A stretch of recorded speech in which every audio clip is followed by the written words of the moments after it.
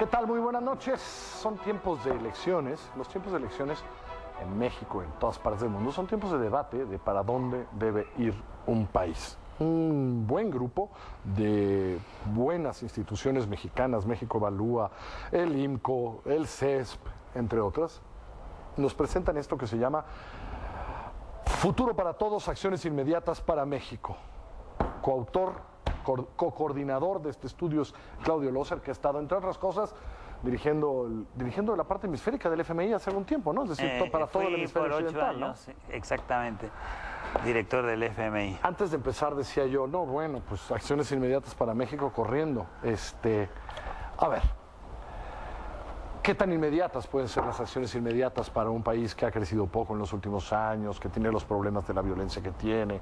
Es decir, ¿de verdad hay un par de cosas que podrían empezar a verse en resultados? Fundamentalmente, nosotros hemos basado este estudio en la experiencia y un enfoque que hemos tomado para Asia, también para América Latina como un todo.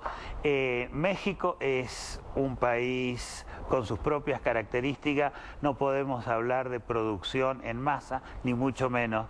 He conocido a México suficientemente como para saber las complejidades del país. Pero la idea es que México ha estado en los últimos 25, 30 años en una situación de, digamos, de estancamiento, lo que nosotros llamamos la trampa del ingreso medio. Cuando yo empecé a trabajar con México viniendo por el Fondo Monetario Internacional... La trampa del ingreso medio, a ver, eso es interesante. La trampa del ingreso medio. Digamos, en los años 80, antes de la crisis de la deuda, México era la gran luz, la gran esperanza. Después lo fue en los años 90, justo antes del periodo del tequila, y yo he visto todos esos periodos que subía y bajaba el pobre México. Pero lo que tenemos que tener en cuenta es que México tiene el potencial. Este no es un país que tiene el lastre de siglos y que no puede sacarse las cosas de encima. Sí, sabe que ya hay algunos que empezamos a pensar que es un mito también esto, ¿no? El potencial.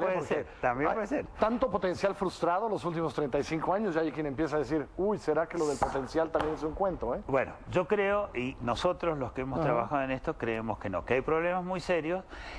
Lo que estamos diciendo es que México, como muchos otros países, especialmente en nuestra América Latina, incluido mi propio país, Argentina, tiene una situación que ha crecido, ha luchado y ha triunfado en eliminar la pobreza absoluta. Hay problemas muy serios en México, sabemos todos estos problemas, pero ha pasado de niveles de ingresos muy bajos a niveles de ingresos medios, donde ya no puede competir con los Vietnam, sí con China, porque China ha crecido mucho.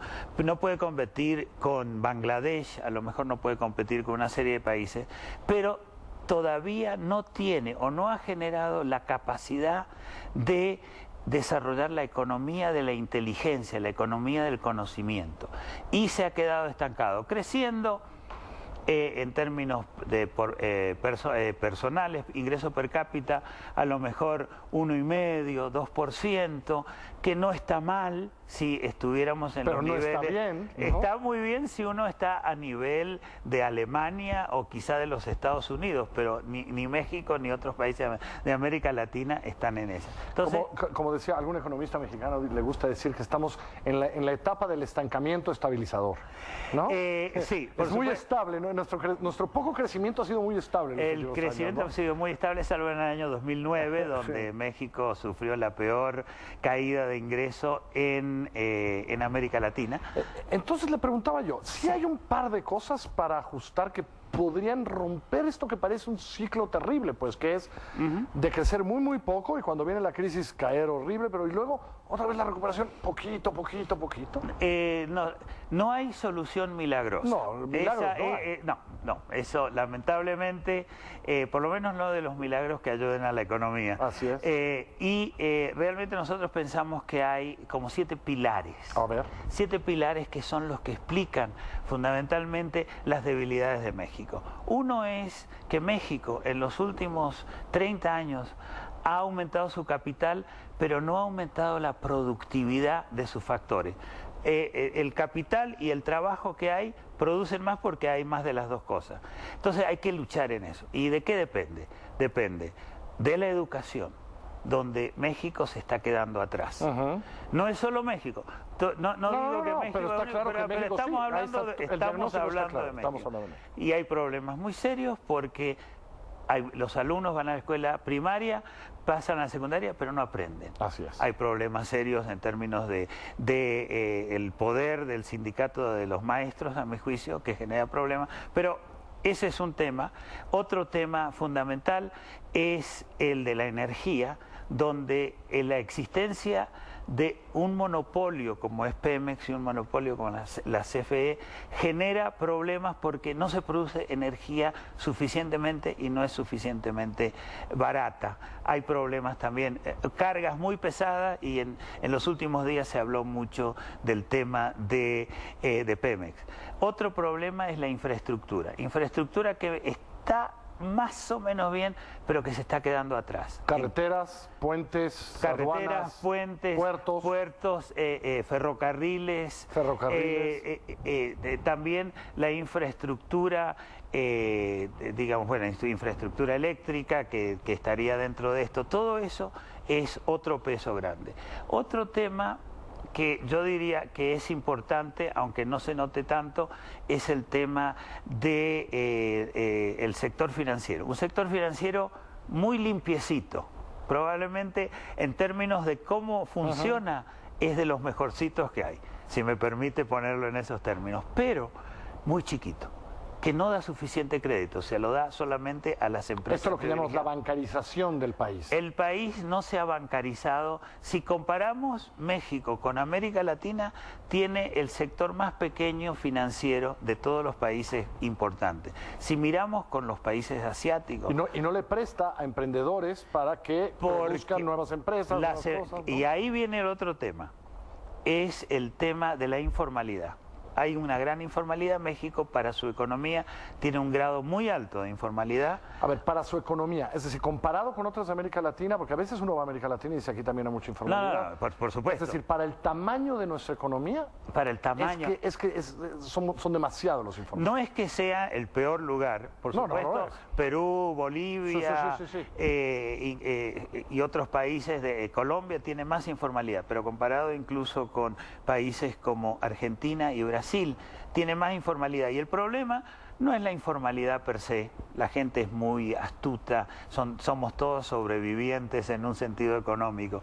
El tema es que los pequeños emprendedores no tienen acceso al crédito porque son informales, no innovan, no tratan de ser más grandes porque tienen miedo que venga el gobierno, la formalidad y que le cueste demasiado dinero. La formalidad como una autoridad que es una mala noticia para ellos. La formalidad como costo y no como beneficio. Así es, ¿no? Y eso sería también otro tema importante, el tema también del ambiente de negocios. Ambiente de negocios muy poco flexible, muchos monopolios. Por supuesto, eso toca muchas cosas, pero... Ante este diagnóstico, que es un diagnóstico que leemos por partes en muchas... que venimos discutiendo en México hace mucho tiempo, hay quien dice que el país está sobrediagnosticado, lo dice Héctor Aguilar Camín, entre otros. Sí, estamos de acuerdo. ¿Y por qué venimos nosotros con esto? No, ahora hay que hacerle así, ¿no? ¿Cómo arrancamos el coche, no? Quiero decir 4 cosas más. ¿Sí? Reforma fiscal, porque hay que pagar por todas estas cosas. Sí. Estado de Derecho. Sí. Todo muy lindo en teoría, pero no suficiente. ¿No funciona? Gobernabilidad, o sea, el hecho de que no hay rendición de cuentas, no hay los gobernadores y la gente de los municipios son los nuevos caciques, no el presidente, es un poquito más abajo. Y por último, yo diría el crimen, el gran lastre, el gran drama, y las relaciones de México con el mundo. Ahora, eso es el diagnóstico. Entonces nosotros lo que hacemos es decir, esto requiere una serie de acciones y tenemos planteado en este cuadernillo y este libro que es el que va a salir, esto lo tengo acá en inglés, pero esto en castellano, en español, lo que tenemos es una lista de acciones, una lista bastante larga y creemos que concreta y muy mexicana. O sea, no, esto no es un bien importado que trajimos de Washington o que trajimos de la India. Yo creo, hemos trabajado con estos institutos mexicanos excelentemente bien, gente de un nivel extraordinario, y hemos tratado de desarrollar temas que son las soluciones para México. Y lo que creemos es que México tiene el potencial, así como en momentos que ha aguantado muy bien un sismo de las características del que 2008 y 2009, así es. Ah, bueno, no, del de hoy. O sea, el sismo de estos días. Pero además del 2008 al 2009, o sea, es un país fuerte, pero donde los incentivos están mal. Y entonces tiene que haber acciones específicas por parte del gobierno y de la ciudadanía como un todo. Cuando me mandaron el libro, y yo creo que es algo que tendríamos que hacer los periodistas, lo comentaba con Héctor hace algunos días, es empezar a poner tipo de propuestas, no solo estas, sino todas las que haya, enfrente de quien quiere conducir a la nación en los próximos años. Ahí están, en unos días va a empezar la campaña formal, y los vamos a tener en esta mesa y en otros, y podemos tomar este libro como una buena guía y decirle, a ver, ¿estás de acuerdo que este es el problema? Sí, a ver, aquí hay una medida concreta. ¿Tú qué piensas de esta medida concreta aquí? ¿Piensas que sí? ¿Piensas que no? Y esa será una de las aportaciones de Claudio y de Harinder, ¿lo dije bien? Harinder Kohli, de la India. En Futuro para Todos, Acciones Inmediatas para México. Estoy seguro que si usted llama, ya sea al Instituto Mexicano de la Competitividad o al CESP o a México Evalúa, podrá conseguir una copia del libro. Claudio, los 15 minutos se acaban muy rápido. Gracias por haber venido por acá. Un gran placer. Un placer tenerlo por aquí.